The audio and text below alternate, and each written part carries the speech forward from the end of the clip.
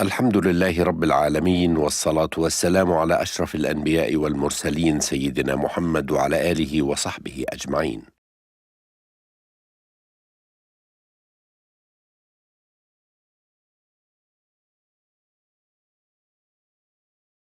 Bismillah ar-Rahman ar-Rahim. It's my great honor and pleasure to introduce our brother Hamza Yusuf, whom we all know and love, and we are so fortunate to have him here with us in Louisville again.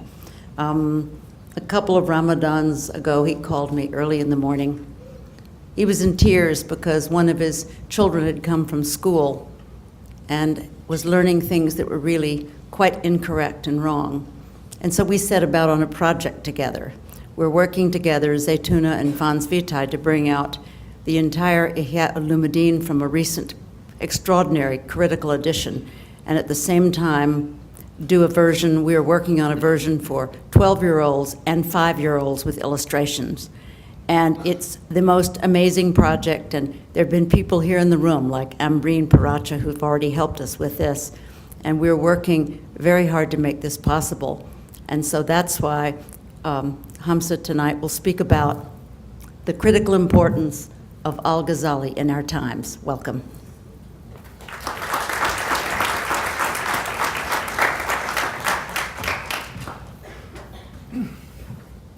السلام عليكم ورحمة الله وبركاته. اللهم صل وسلم وبارك على سيدنا محمد وعلى آله وصحبه وسلم تسليما ولا حول ولا قوة إلا بالله العلي العظيم.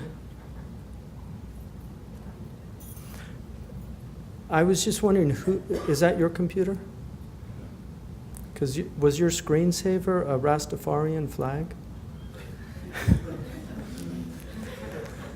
Okay. That's interesting. So, because I thought I saw a Rastafarian flag between those images, so I'll begin with a quote by Bob Marley, which relates to Imam al-Ghazali. Bob Marley said, free yourselves, free your minds from mental slavery. None but ourselves can free our mind. And have no fear of atomic energy, for they cannot stop the time.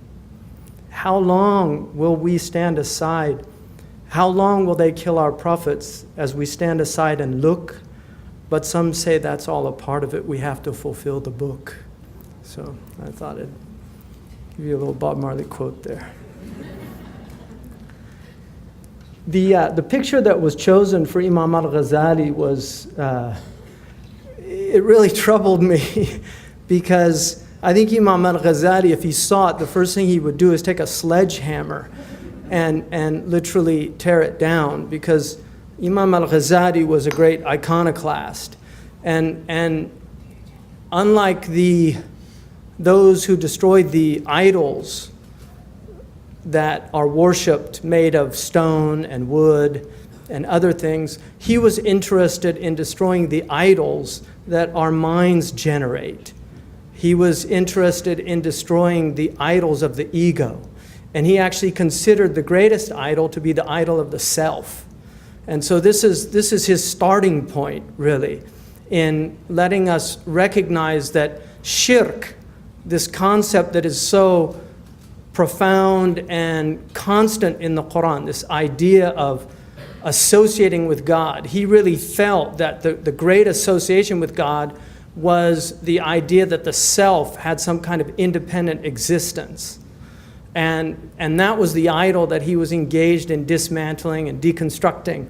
And in that way, he will continue to be relevant for all time, because he set about really to articulate as best he could the way that could be done.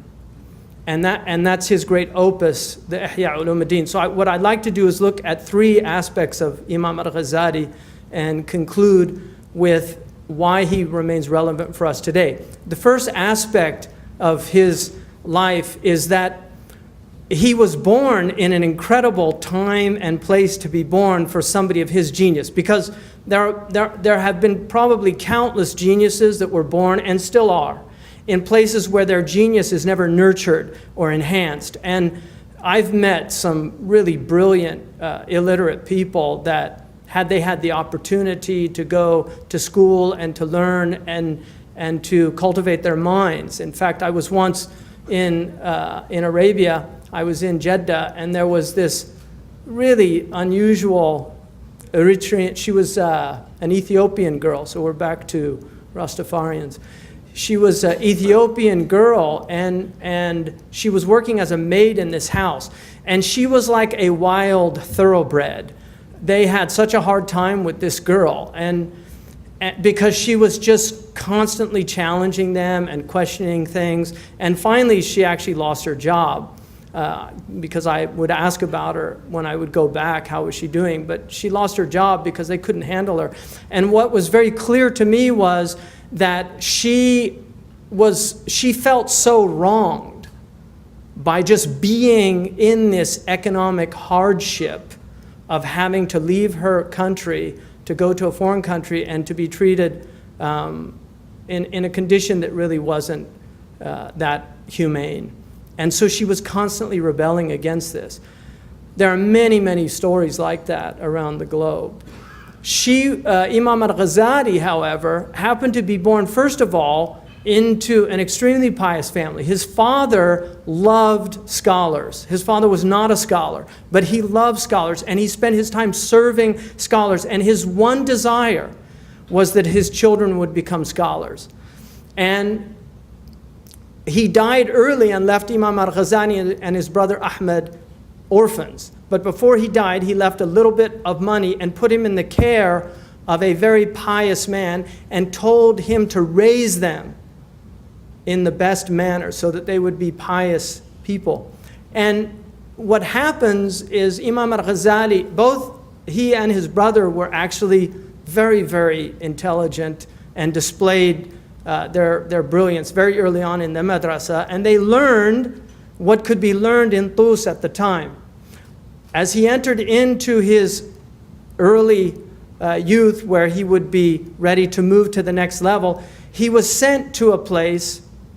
He's born literally he's born at the head of the 6th century Islamic era, and he goes to this school, and it just so happens that probably the most brilliant scholar in the Muslim world was there at the time. And we underestimate the impact that this has, because, just to give you an example, the ping pong champion of Great Britain wrote a book called Ping. And in that book, he says he's going to answer the question of why he became the ping pong champion of Great Britain. A lot of people don't know that after China, Great Britain is the second most important ping pong country in the world.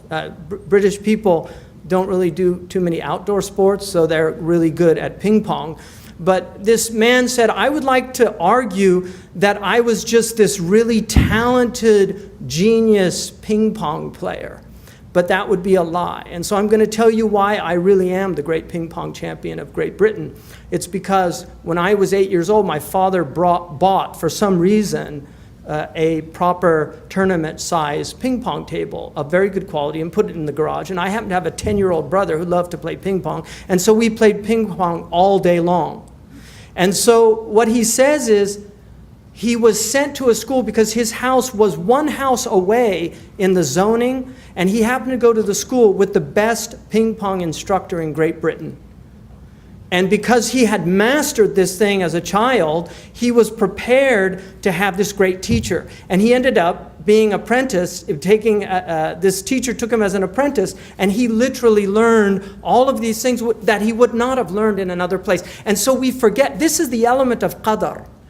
And we forget about this, that we would like to take credit for a lot of what we do and who we are, but so much of it involves other things that have nothing to do with us. It's pure circumstance.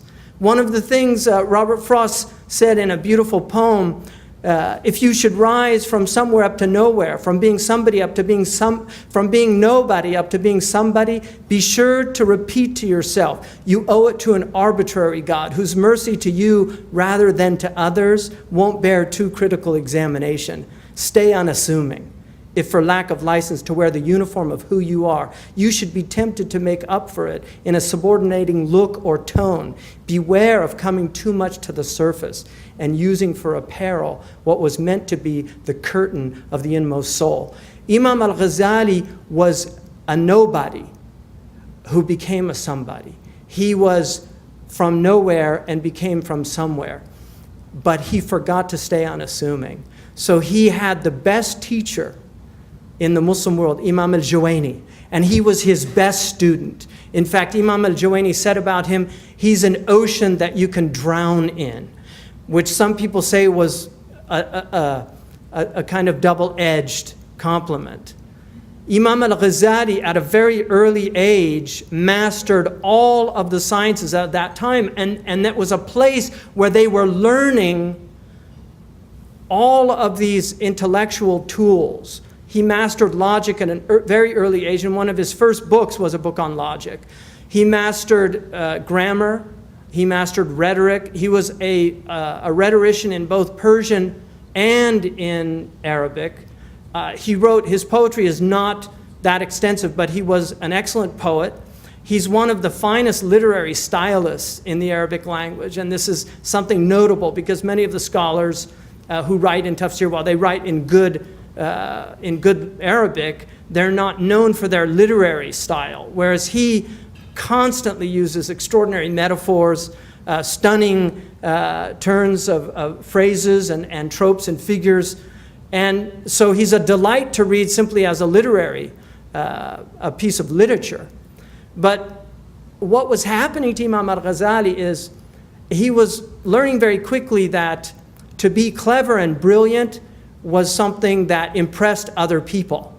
And in that culture, which took education very seriously, it was a way of advancing yourself. And he became very obsessed with this. He could pretty much win, and he did. He won every argument he ever got into. And he became, according to his own statement, he became intolerable as a person. And at a certain point, he latches on to the coterie of one of the rulers at that time, a minister. After finishing with Imam al-Juwayni, he comes to him and enters into his court and becomes one of the court scholars. And this was a way of career advancement, what we would today call scholars for dollars. So he was in this environment, and this minister, who Nizam al-Mulk is one of the most extraordinary characters in Islamic political history. He himself was a scholar of his own weight.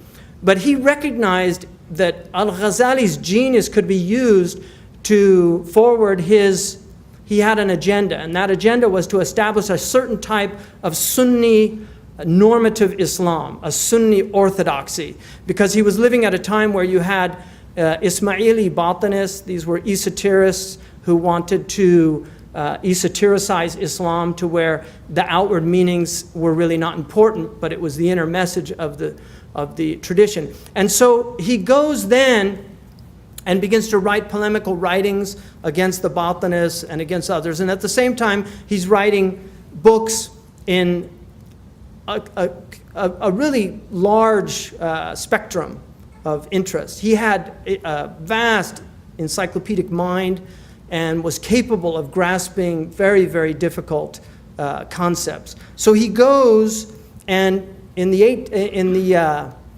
590s Islamic era, he, in a period of about 4 years, he has this immense output. He writes a critique. First, he writes a book on what are called the aims and purposes of the philosophers, Maqasid al-Falasifa. And then he refutes those aims and purposes in another book, which is called Tahafut al-Falasifa, which 100 years later leads to the refutation of Averroes or Ibn Rushd, called Tahafut al-Tahafut, which is the incoherence of the incoherence, because he called it the incoherence of the philosophers, also the deconstruction of the philosophers. So at this time, he's got this incredible output. He's made, in his 30s, he becomes the head of the Nizamiya, a head professor at the Nizamiya in Baghdad. And this would be like being appointed to the head of Harvard, one of the chairs of Harvard, at a very early age. And in the Muslim world, this was really unprecedented. So his classes would bring literally thousands of people. These were done in very large masjid in Baghdad, and not just students could come, but other people, a time of incredible intellectual activity. So all these people are coming, and Imam al-Ghazali gives dazzling speeches, he gives incredible classes, very eloquent, everything at his hands, literally, all the tools of knowledge. He pretty much knows everything there is to know, and this was said in the pre-modern world, this was something that was quite possible. You could literally master what was known at the time. I mean, we forget that the Encyclopedia Britannica of the first edition, I think it's in 1734, has 3 volumes. It was quite small because this explosion of information that occurs in the 19th and 20th century. Prior to that, somebody like Goethe could literally be a master of what was capable of mastering in terms of outward sciences during his life. This is what Imam al-Ghazali did. But he himself was struggling.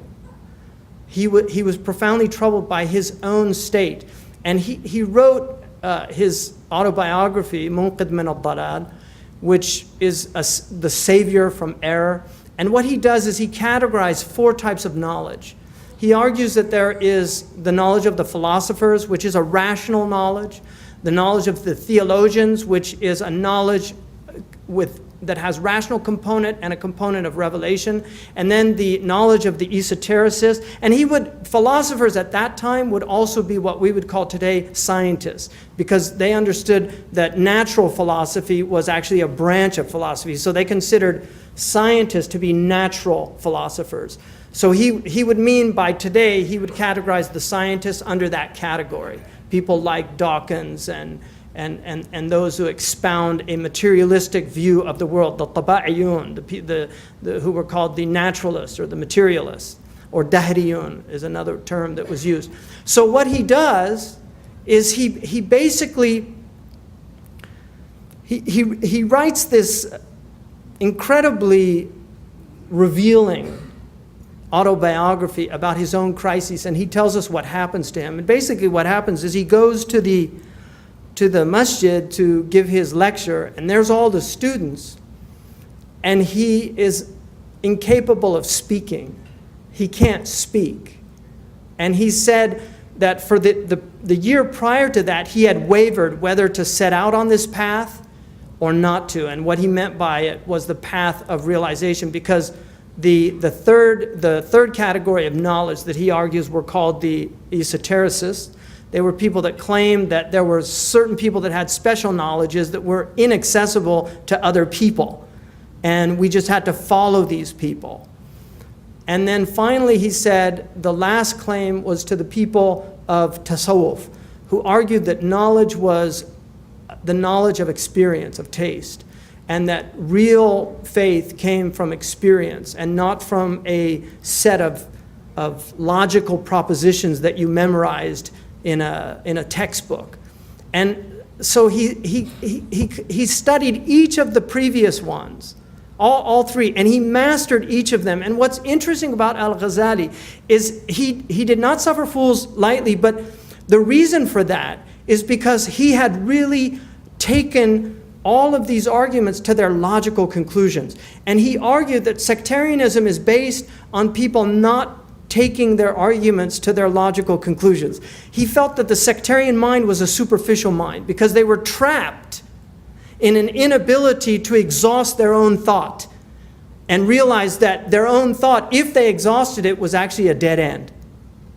And because he went to the end of each of these positions and realized that they were dead ends. And in that way, there's a postmodern element to Ghazali, which is very interesting. What he's arguing is these narratives, these grand narratives that these groups erect and then really become idols that they put up, can actually be dismantled if you use the right tools to dismantle them. And this is what he does. With each group, he dismantles their arguments. The only group that he said that he could not dismantle was these people of tasawwuf, because what he said was their argument was not a rational argument. And he had all the rational tools to fight these other groups. Their argument was an argument of experimental psychology. What he was saying was that what they were arguing is that this is a science of the self that can dismantle the self and allow the self to perceive the reality of the self. And he argues that it is a science because they argue that it can be replicated. And this is the essence of science, that you can replicate an experiment. If you cannot replicate it, to use Popper's terms, it's non-falsifiable. Popper would say religion is non-falsifiable, which is the problem with it. Only something that's falsifiable, that we can actually test it empirically, that we can actually establish it as a science. What Al-Ghazali says is what these men and women have argued historically is that if you do these things with these preconditions, you will have the same journey as everybody else that has taken this journey. And it will lead to the same certainty that gave these previous peoples. Here's the map. He argues that you need a guide, although he himself, it's arguable that he did not take a guide, but he argues that you need a guide.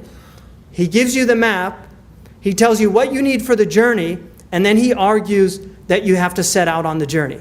He can't help you after that. But what he says, and the reason why he's called the proof of Islam, is what he says is, I took this journey and the destination is real.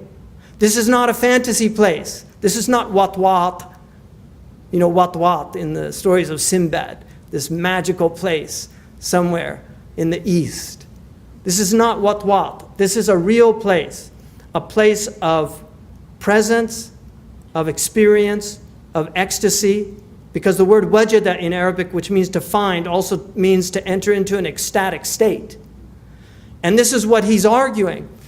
So when he has his crises, he decides to set out. Now, he has, prior to this, written some of the most important books in the history of Islam. People know him for the Ihya.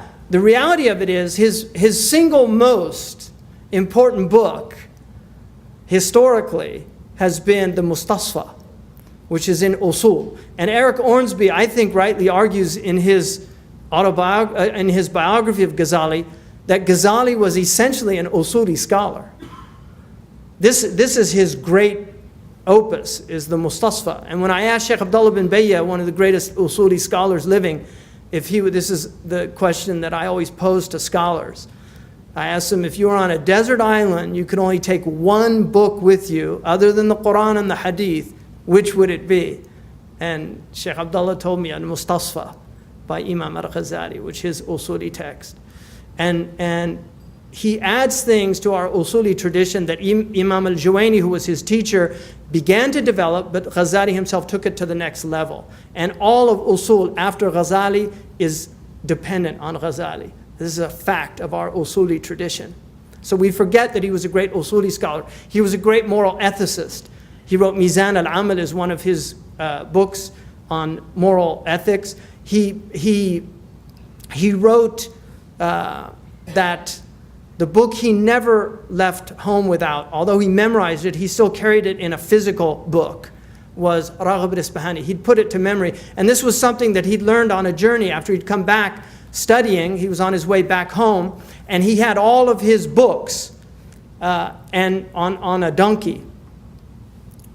And the brigand who robbed this caravan took his books, and he begged him to leave his books. And he said, why should I leave them? He said, that's all my knowledge. I spent 3 years gathering this knowledge, so please don't deprive me of it. And he said that the brigand laughed. And he said, what kind of knowledge is it that a brigand can steal it from you? I mean, is this really knowledge? And Ghazali says in his book that I know that it was God that made him speak so that I would learn a lesson. And from that day forward, he never learned anything except he put it to memory. So he literally memorized all of his texts that he studied and taught. And one of them was Raghib Isfahani's book on ethics, which is one of the most brilliant, in my estimation, books ever written in moral philosophy. It's called Dhari'a ila Makarim al-Sharia. It's actually translated into English, and it was published by Istaq. He was heavily indebted to Raghib Isfahani in ethics, but he wrote an Aristotelian virtue ethics, what we call virtue ethics today, but added to it a spiritual component that's lacking clearly in the Nicomachean ethics of Aristotle. Very similar to what Aquinas did, and Aquinas, we know, not only read Ghazali in Latin, but he also attributes that source in his bibliographies. So Aquinas does mention Ghazali, Averroes, and Ibn Sina, who was called Avicenna. So Imam al-Ghazali wrote all of these extraordinary books, and then he sets out on this journey. He realizes he has to leave because these doctors come and they look at him, they take his pulse, they look at his urine, they do all the things that doctors at that time did, and they said that he was suffering from melancholia.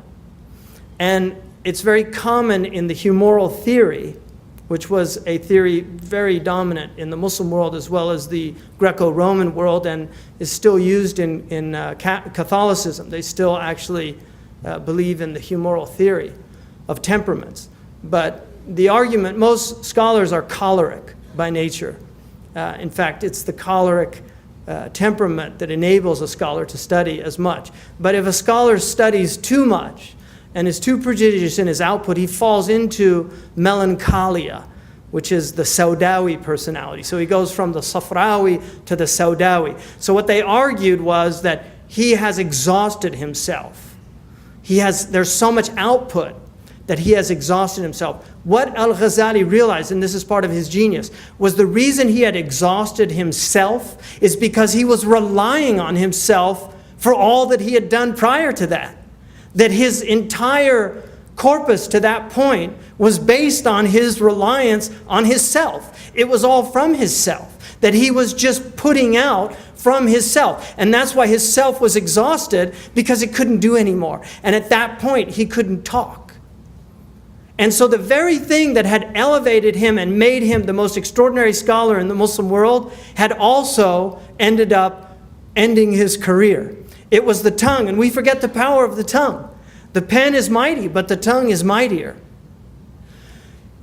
Because of his tongue and his eloquence and his brilliance and his abilities, he was able to rise from a cobbler's son, a weaver's son, to the highest academic position in the Muslim world. And yet he'd realized not only was he a complete phony,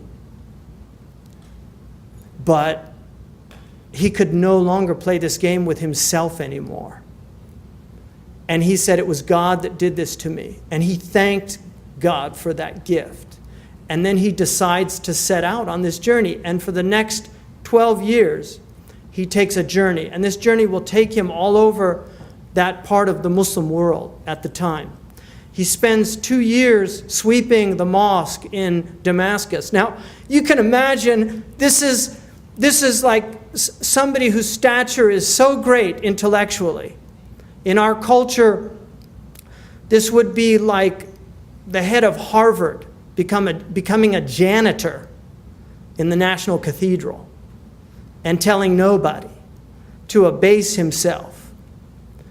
And then he goes to Jerusalem, he writes, and he's writing during this time, but he said practice was always difficult for him. It was always easier to open a book than to practice. And what he does during this time is what he calls riyadha, which is the spiritual disciplining of the soul. And that's why he writes considerably about riyadha. Towards the end of this period, he writes his opus magnus, which is the Ihya Ulumuddin. He gives it the title Reviving or the Revivification of the Sciences in the pre-modern sense of that word, not like we use it today, but in the Latin meaning of it, of knowledge, scientia, the sciences of the religion. And he begins with a book called Kitab al-Ilm. This is the book of knowledge. And what he argues in there is that the people that are known as the mutarassimun, he calls them formalists, the people that stop at the letter of the word, that they spend their lives discussing words. He argues that these people have destroyed Islam. And he really challenges them. If you read the Ihya, what you will find is that it's constantly, for scholars, it's one of the hardest books to read because he is constantly calling you a hypocrite. And the reason he's capable of doing that is because he was the best of the best. And he knows the heart of the scholar. He knows the place of stature in the scholar's world, of the applause and the love of bravo. He knows exactly what that means, the accolades that one gets for their cleverness, for their production, for their brilliance. He was the cleverest of them all. And this is what he argues in that first book. He said, you're all fooling yourselves. And I know, because I was one of you. And then he says, he basically argues that real knowledge is not all of these words. It's something much deeper than that. The words are necessary, but they are only a necessary. They are not a sufficient cause for the purpose of this. And then he will argue that the real purpose of this religion is to know God. It is about ma'rifah. It's about realization of God. But he says, but I'm not going to write about what he calls mukashafa, about the unveilings that will occur to people that take this religion seriously. What he says is, I'm going to write about mu'amala. I'm going to write about how you can achieve this state. And here's my book. And I divide it into 4 sections, quartos. The first section is going to be about the secrets of why we do all these things. What he says is, don't be content with simply doing wudu. There are Muslims now, when they go into the bathroom, it's just this quick thing, and they see it as something they have to do before they do wudu. My own teacher, Murabt al-Hajj in the Sahara, I used to do wudu next to him, and he, on average, would take about 10 minutes to do wudu.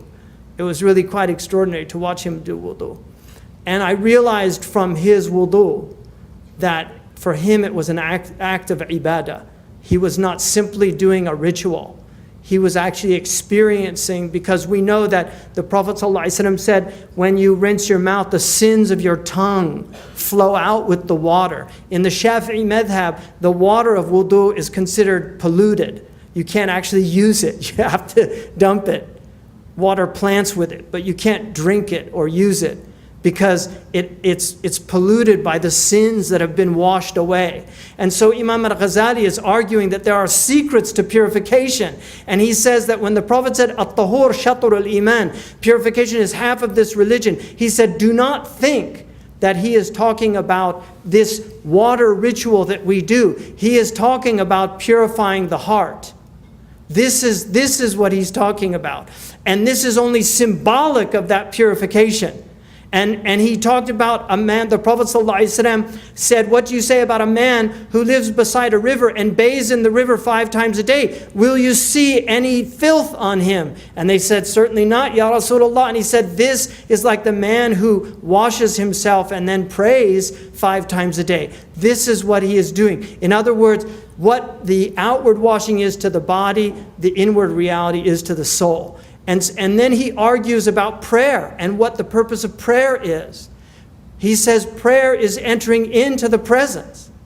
And the reason that you say Allahu Akbar is you are pushing this world away from you and putting it behind you, and you are entering into a state of presence with your Lord. And then he says, you begin, Alhamdulillahi Rabbil Alameen. Praise be to the Lord of the worlds, the merciful, the compassionate. Ar-Rahman Ar-Rahim, Maliki Yawmiddin, the sovereign of the day of judgment, or the master of the day of judgment. And then you speak directly. This is in Arabic called iltifat, where you move from a third person tense, what they call khitab al-ghaib, to khitab al-hadir, where you move from speaking to somebody who's absent to speaking to somebody who's present. Iyaka na'budu. To you alone we worship. إِيَّاكَ نَسْتَعِينُ. To you alone we seek help. That this is, he says, this is what the Fatiha is. It's to enter into the presence of your Lord. It's not just to go through these motions, this perfunctory act that you have to do 5 times a day. That this is about coming to intimate discourse with your Lord. And then you speak to your Prophet directly. Assalamu alayka ayyuhan nabi. Peace be upon you. That's not salamu alayhi, assalamu alayka, because you understand that there is a spiritual presence. There's a spiritual presence. The Prophet ﷺ said, تُعْرَضُ عَلَيَّ أَعْمَالُكُمْ. I see your actions. This is a sahih hadith in Al-Bazar. I see your actions in the grave. فَإِذَا وَجَدْتُ خَيْرًا حَمِدْتُ اللَّهِ وَإِذَا وَجَدْتُ شَرًّا أَسْتَغْفَرْتُ لَكُمْ. If I see good, I praise God. That these are my people, that I taught them to do good and they're doing good. And if I see you doing wrong, I ask forgiveness. He doesn't curse us. He doesn't say, why aren't they doing good? He asks forgiveness for us. So Imam al-Ghazali then talks about fasting and zakat. What are the meanings? And hajj, the real meanings behind these things that we do and take for granted. And then he moves to the second, which is the second quarter of this ihya. And the architecture of the ihya is quite extraordinary if you examine it.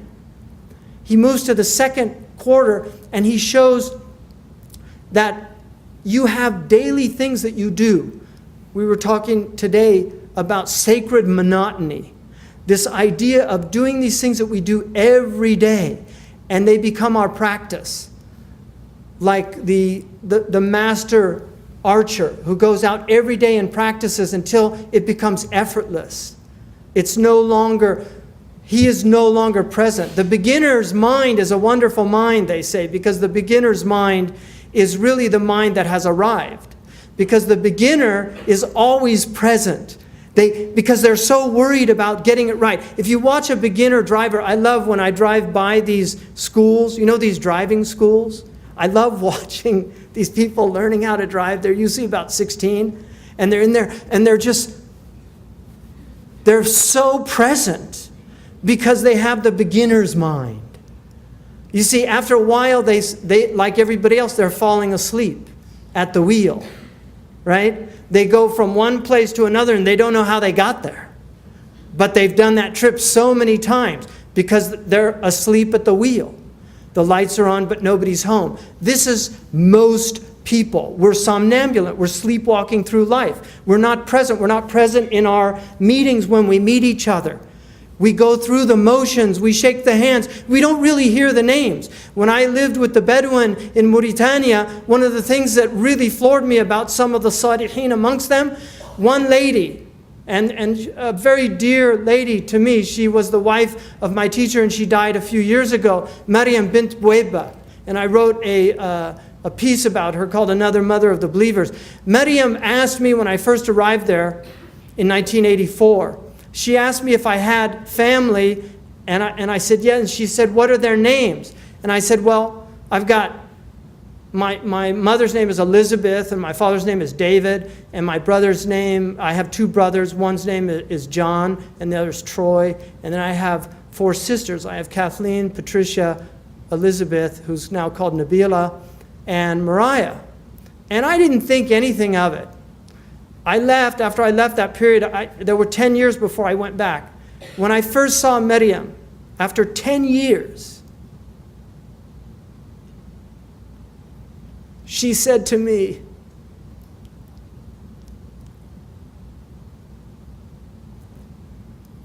كيف ديفيد؟ كيف إليزابيث؟ كيف جون؟ كيف تروي؟ Kifa, Mariah, Patricia, and she named all of my family. And it was such a dagger to the heart because I realized she wasn't just asking to chat. She wanted to know their names. And she internalized their names. And 10 years later, she could recall names that she'd never heard in her life because they're not Arabic names, and she only knew Arabic. And I was just so stunned, but she was a present human being. She did dhikr all the time. That was her life. She spent her life serving the students of that place. She knew every name of every student that ever came to that. And Aisha met her and remembers her. You know, she was present.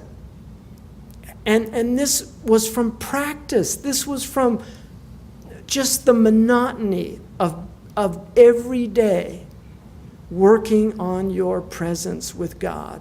Because when you're present with God, you're present with the creation of God. You start noticing things like the wind in the trees. You start noticing the subtleties of everything that's around us. It becomes real. And this is what Imam al-Ghazali is arguing. And so he has the book he begins it with eating and drinking.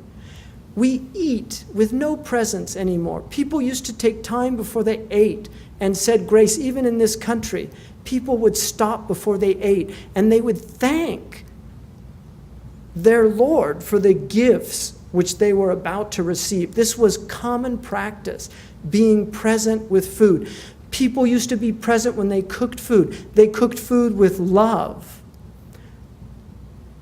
I had one teacher, one of my teachers, Omar Malahji, his wife would cook her food, doing prayer on the Prophet the entire time with niyatu shifa, that God would make that food a healing for the people that ate it and make the energy that they derive from it used for worshiping Allah. They would only buy from grocers in Medina that they knew prayed 5 times in the prayer in the masjid. They would go out and pick their own animals and sacrifice them because they didn't want to buy meat from these butchers that they didn't know how they were treating the animals. This is a real family that I have visited over the years. It is a fact, and I guarantee you many people have experienced this. If you go and have eaten a full meal, and you go there and they serve you food in the house of Omar Malahji, you will not get indigestion by eating a second meal immediately after that at his house. And many people have testified to this because they will force you to eat. They will say, Kul. They say, Kul karrijal wa ibka jimal. You know, eat like men and drink like camels. That food was made with presence. We forget, people don't have energy anymore. How is your food being manufactured? How is it being grown? How is it being cooked? Because this is where energy comes from. It comes from, that's the sabab for the energy that we live on is caloric. It's heat derived from these means that God has given us. So he talks about being present when you eat, chewing your food, being grateful, not putting another morsel in until you finish chewing the morsel that's in your mouth, because he says this is from gluttony. To don't eat quickly, to eat with gratitude. Never mention death at the table. He says death is not an appropriate, because he said if your heart is alive and people mention death at eating, you should lose your appetite, and if you don't, it's a sign that your heart is dead. Wendell Berry the other night talked about people now reading about massacres or watching them on television while they're eating their dinners. And it has no effect on them. This is from deadened hearts. We're no longer feeling. And then he moves into, he ends this chapter. He begins the next section with the section on the wonders of the heart. And this is the section where he deals with what he calls the muhlikat, those things that are destructive to us. And the muhlikat, in his understanding, are the vices that will kill the heart. And he talks about pride and arrogance, and he distinguishes between vanity and arrogance. He says vanity, all you need is a mirror, but arrogance always requires another person. So the vain person simply needs a mirror to admire himself, but the arrogant person needs another being to oppress. And he talks about the roots of these, and much of it is related to death, the fact that people have forgotten that they're going to die. And then he ends this section with the book of delusion, or what we would call illusion, the internal state where we completely misread ourselves. We don't know who we are. The Arabic word, the Roman word for personality, persona, means mask. In Arabic, it's called shakhsiyah, which comes from a word that means a shadow. So the personality is a shadow, it's an illusion. Who you think you are is not who you really are. Who you are is related to your historical narrative, where you were born, where you grew up. If you speak here like a Kentuckian, you have a certain way of speaking. But if you grew up in New York, you would be speaking like a New Yorker. These things have nothing to do with your personality. They're simply the circumstances you find yourself in. And he says that to get out of this delusional state is the beginning of the path, to want to get out of this state, to recognize that you're in it. And that's why the next book, which is the last 10 books, the book of salvation, the first chapter is about repentance, metanoia, changing your mind, turning back, realizing that the destination that you're on is one to your own death. And he ends this, he has fear and hope and trust in God, and he puts trust and tawheed in the same chapter, which is very interesting, because to him tawheed is not a theoretical construct, which it is to most Muslims, this idea God is one. No, to him, God is doing everything at every instant. That is tawheed. And Ghazali is arguing that if you really understand this, you will have utter trust in God. You will put all your trust in God because it's all God. God is doing everything in every instant. And this is why if you're not content with your circumstances, he argues you're not content with God, because it's God that put you into those circumstances, but what God is asking you to do is respond to them appropriately. That's the challenge. It's not the circumstances. The challenge is the power that God has given you in your will, your irada, to actually take your circumstances and respond appropriately. And there are only 4 circumstances and 4 requisite responses. You're in tribulation, and he says the response to that is patience. You're in a situation of blessing, and you have to respond to that with gratitude, and that will increase you. And if you don't do those things, what he says, if you're in a state of gratitude and you respond by heedlessness, the blessings will be taken away from you, not as a punishment, but as a reminder to pull you back. One of the things he says, he said there's only 2 types of people from a hadith: people in tribulation and people in good situations. He said, if you're in a good situation, God will send the people of tribulation to you. And if you reject them and close the door on them, he will make you the people of tribulation. He'll take away your blessings, because your blessings are to serve the people in tribulation. These are the awakenings that he's trying to instill and inculcate, and this is why as you read this book, a transformation should occur. If it doesn't, you haven't read the book. But the book is not to be read once. In the Hadrami tradition, the 40 books were read 1 book a day for the rest of your life. And this is what the Hadarima did. Every 40 days they would do a khatam of the Ihya and start over again. And I was fortunate to be in one of those gatherings with Sheikh Ali Balfaqih, a Hadrami scholar, and he literally could finish the sentences by rote of the Ihya because he knew it so well. And when we would read it on Thursday nights, we would go to his house and we would read it, and he would literally correct he was blind, he couldn't see, and he would correct the readers when they would read. If they made a mistake, he would correct them. It was really quite an extraordinary experience for me to see somebody who had completely internalized this. All the people that I have met that have been part of this tradition are really some of the most extraordinary human beings. that I've ever met. My own teacher, Muhammad Hajj, spent a large period of his life reading nothing but the Ihya in a graveyard outside of the Bedouin encampment where he was from. And the Prophet ﷺ visit the graves. And this is why Imam al-Ghazali ends his great book, the Ihya, with the Book of Death. Because Imam al-Ghazali argues, this door is right in front of you. You are knocking on this door right now. You don't know when it's going to be open, but you come into this world and you are knocking on the door of death. And that door is a door that opens to infinity. And he's saying you are here for this finite period of time. And it's such a great gift to be alive, to be a human being. It's a great gift to be a rock, as opposed to not existing at all. It's a greater gift to be a flower. It's a greater gift to be a tree. And it's a greater gift to be an eagle. But what a gift to be a human being, to be a conscious human being, created on the doors of eternity, literally created on the doors of eternity.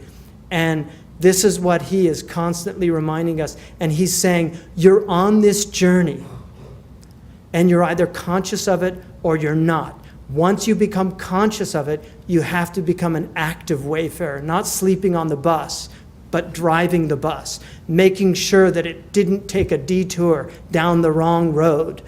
Because all the roads lead to death, but only one of them leads to a good death. And that's the road of ihsan, of being a beautifier, being somebody that makes the world a better place than you found it.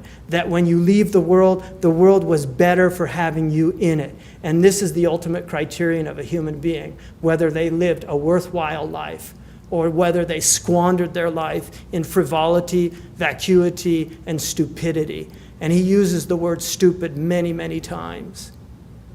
Many times.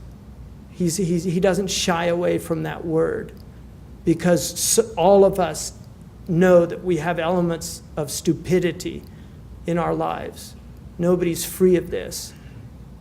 But to not squander, to not squander this life is the essence of intelligence. Whether you're a street sweeper or a professor, a doctor, a judge, a lawyer, whatever you're doing, if you're doing it with purpose, intentionality, purity of end and means, then you're doing the right thing. It doesn't matter what you're doing. I would argue that we're in one of the greatest crises that we've ever been in as a community, the Muslims. And I'll conclude just by saying a few words about this and why Imam al-Ghazali is so relevant for us today. Imam al-Ghazali hated sectarianism because he felt that the sectarian mind was a provincial mind. It was a mind that was incapable of seeing universals, that it was trapped in the realm of particulars. And he also recognized the concept of the wayfarer. And my father, who taught philosophy and humanities at the university level, spent a good deal of time with Aquinas and a lot of time, more time with Plato probably. But he knows the Western canon very well. He's spent his life reading and rereading it.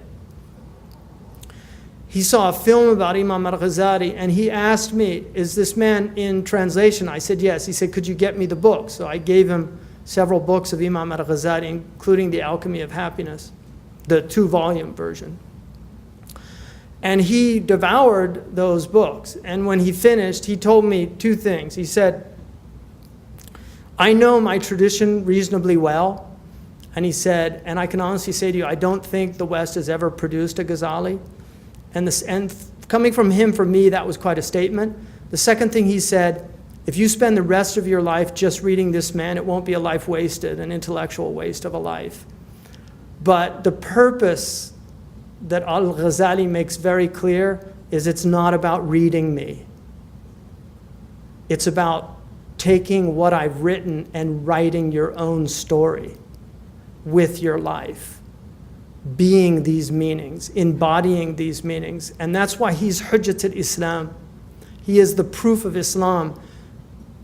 And in this age that we're living in, when men of religion and women of religion are so few throughout the Muslim world, I can honestly attest to the fact that I've met many very devout Muslims, but it's rare that I've met these types of people that are transformative by being in their presence, that the work that they've done and put into themselves. And I've met women and men of this caliber and stature in the Muslim world, and they have always had the same effect on me. And these are the people that Imam Ghazali is calling us to be, because we need more people like this. The imbalance on this planet is from the lack of people of stillness, of people of presence. The Quran says that when the Hamiyat al-Jahiliyyah, this zealousness and fanaticism of the Jahili people riled them up, Allah says that He sent down His sakina, His tranquility on the believers, on the Prophet and on the believers, that the response to fanaticism and zealotry is sakina. It's not more fanaticism and more zealotry. But sakina is not something, it's something that God will descend upon hearts that are open to it. If the hearts aren't open to it, they won't receive it. They'll miss it in their own agitation.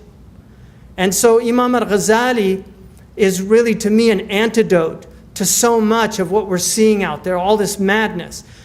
I think they would be shocked at the type of Islam and the lack of community.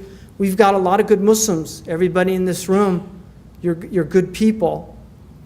But our community, our ummah, when we saw what was done to Gaddafi when he was captured, that brought shame on our community as a community. It brought shame. And if it didn't bring shame on you, then shame on you. Because our Prophet ﷺ, when he came into Mecca, he came in with his head bowed. When he had the power to crush the people that had crushed his people for 20 years. When he had them in his power. And they said, what are you going to do with us? And he said, "La tathriba alaykum al-yawm." He said what Joseph said. There's no blame today. This is not a day of blame. Hind, who had bitten into the liver of his own uncle, his beloved uncle, he sat with her and spoke with her. And it was painful. When he met Wahshi, he asked him to tell the story of his killing his uncle. And when he got to the point where he pierced him, he said, "Kuf anka hasbuka," it's enough. And tears were flowing down his eyes. And this was the necessary confessional that they did in South Africa, where they made these criminals come before the South Africans and tell them their crimes. Speak their crimes, because this is how we purge these things from ourselves, by admitting these things. It's not about public humiliation. It's about people taking responsibility for their actions. And a great opportunity was squandered. But this is the crisis that we're in, and we have an immense amount of work.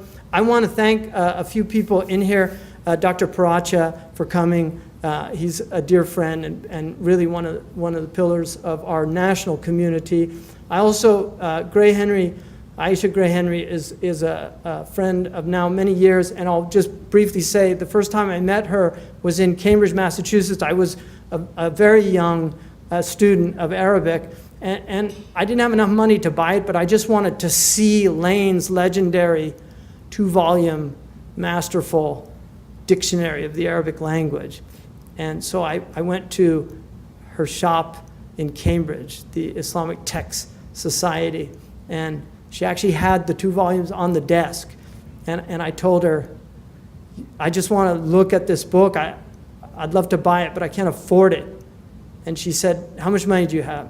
And I looked in my pocket and I had 10 quid.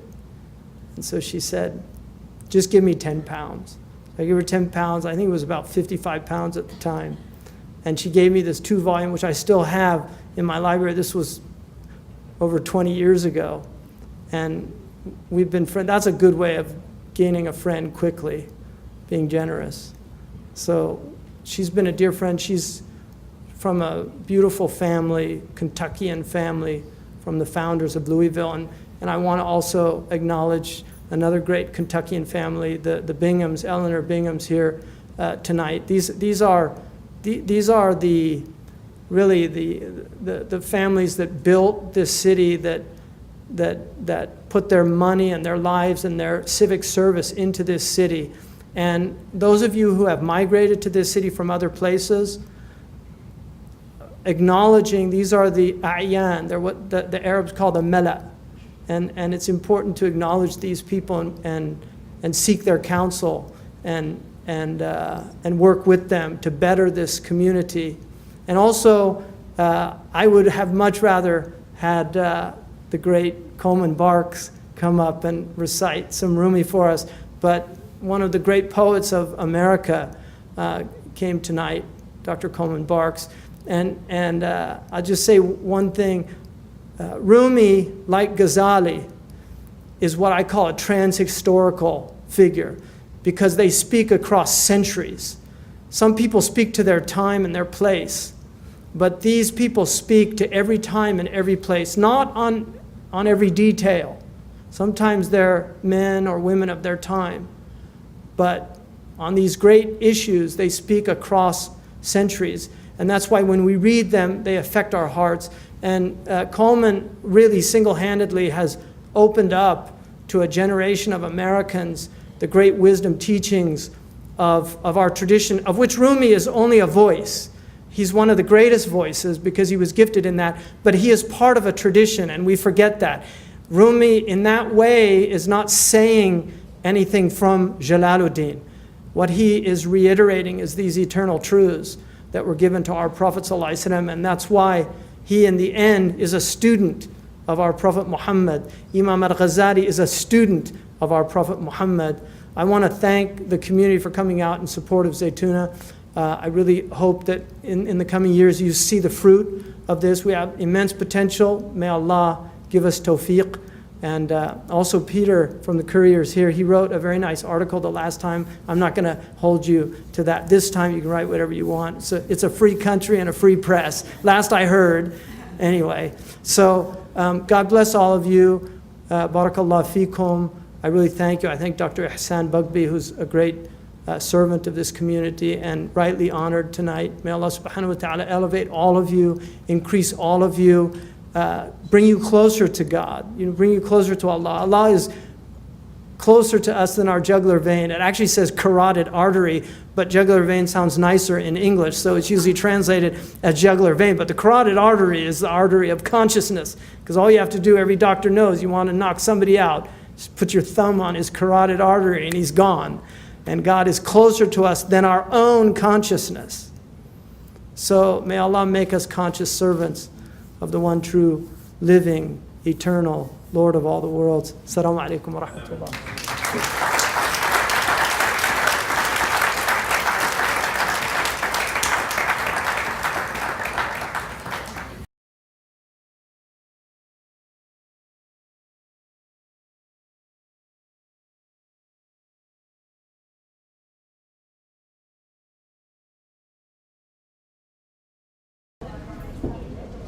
أشهد أن لا إله إلا الله